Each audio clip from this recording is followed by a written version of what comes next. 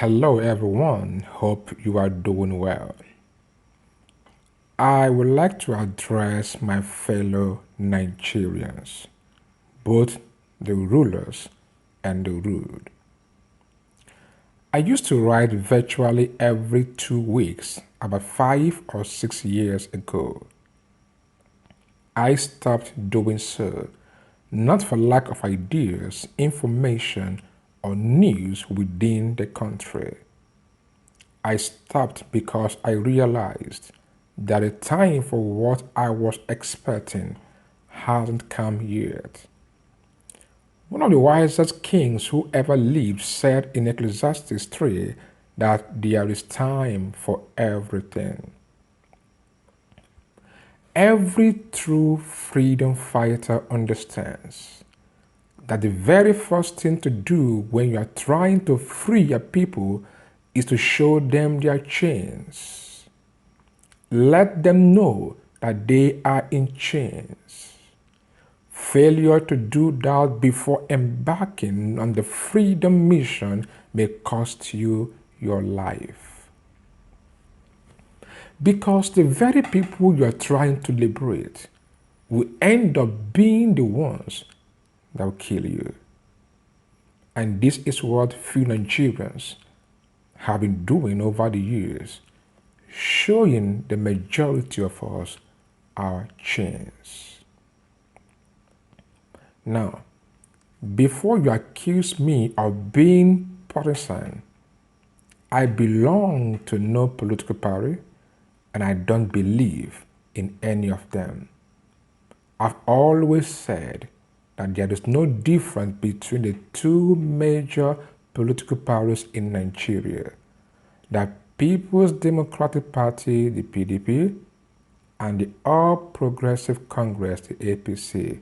They are one and the same. Let me say that I agree with those who said the 16 years of the PDP's rule were the years of the locust. The APC's 5 years on the political throne in Nigeria have been the years of the caterpillars. So, the APC has come to eat whatever the locust left after 16 years of feasting mercilessly on the game called Nigeria. Nigerian politicians know too well that Nigeria under the present system is not workable. So any politician scheming or plotting to rule this country come 2023 will eventually become, if he is not, a fraudster. Only fraudsters will seek elective or selective positions under this current system because they know they are not coming to govern or build the country, but to help themselves with our common wealth. The present system is corrupt. It doesn't encourage or support nation builders. You have to watch out for my next video, which I will be doing soon, where I'm going to be echoing what some patriotic Nigerians have been saying concerning the country and its present system. I repeat, the present system is corrupt, and there's only one thing you can do to such a system. You have to watch out for the next video.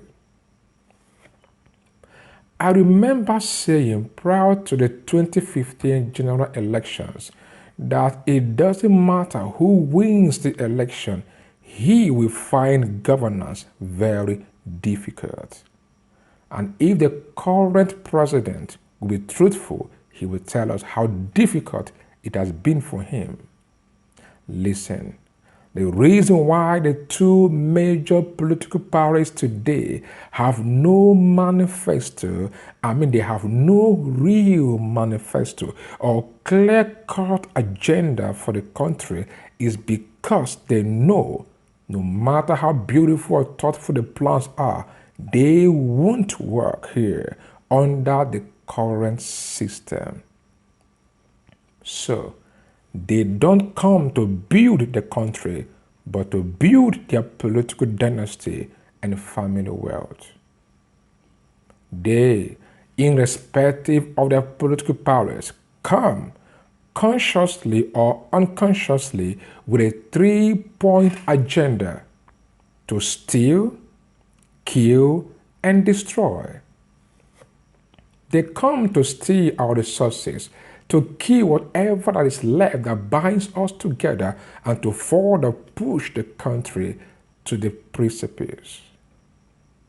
The system encourages inefficiency, corruption, and mediocrity. Sometimes I pity for the educated and well-meaning ones who truly desire to see positive change in the lives of the masses.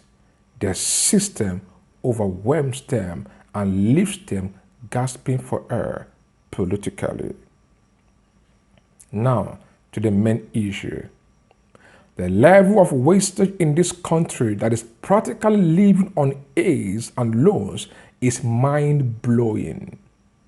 How we ended up recycling and decorating wasters as leaders remains the eighth new wonder of the world.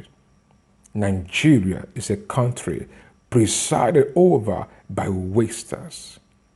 It didn't start now. It has been on for decades. About 4 decades ago, a former head of state said, "Money is not Nigeria's problem, but how to spend it." Till today, an average Nigerian politician still believes there is so much money in the country to squander. The way they talk, the way they live testify to this. And Nigerians are used to seeing or hearing tales of how their political rulers waste our commonwealth, that it no longer moves us. The politicians know that it will all end up on the pages of newspaper. No further action will be taken against them. So the wastage continue, even on a larger scale. The 5-year acting chairman of the Economics and Financial Crimes Commission, the EFCC, is being accused of corruption and wastage. Some are of the opinion that Mr. Ibrahim Magu's trial is not unconnected to the struggle for who snatches the key to the country's treasury for further looting. There could be some truth to that, but also the truth remains that there is so much waste of resources taking place at the EFCC, going by the revelation we've got. Now, another commission that was set up to cater for 9 states in the country is basking in corruption and wastage.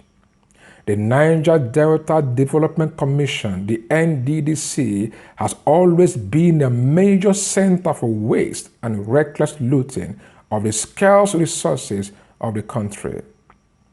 The Premium Times headline of July the 9th, 2020 reads, and I quote, "We use 1.5 billion naira to take care of ourselves as COVID-19 palliative, NDDC MD," unquote.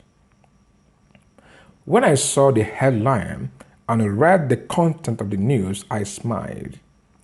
I wasn't surprised because that's the way an average Nigerian who happens to find himself or herself at the corridor of power within this present system functions.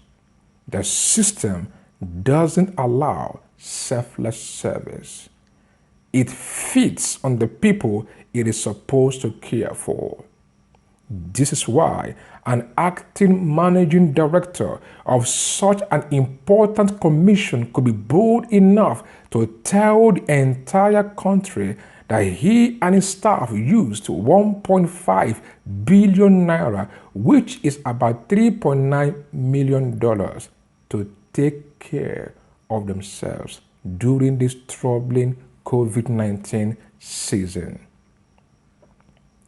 If 1.5 billion naira was spent on them, how much then was spent on the over 40 million people of the Niger Delta region?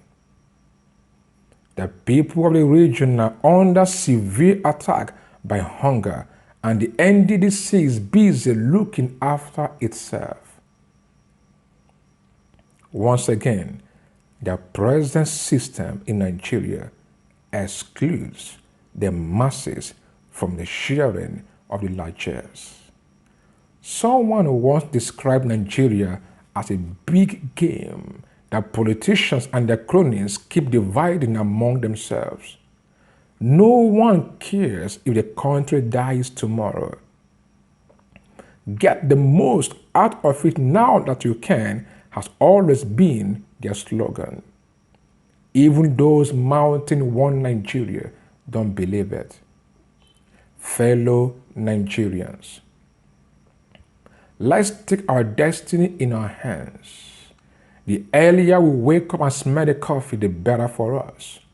If you think that another political party or another president is the solution to the mess in our land, you better think twice. How long shall we continue under this bondage? When are we going to say that enough is truly enough? Thank you for listening. If you have not subscribed to my channel, I would request that you do so.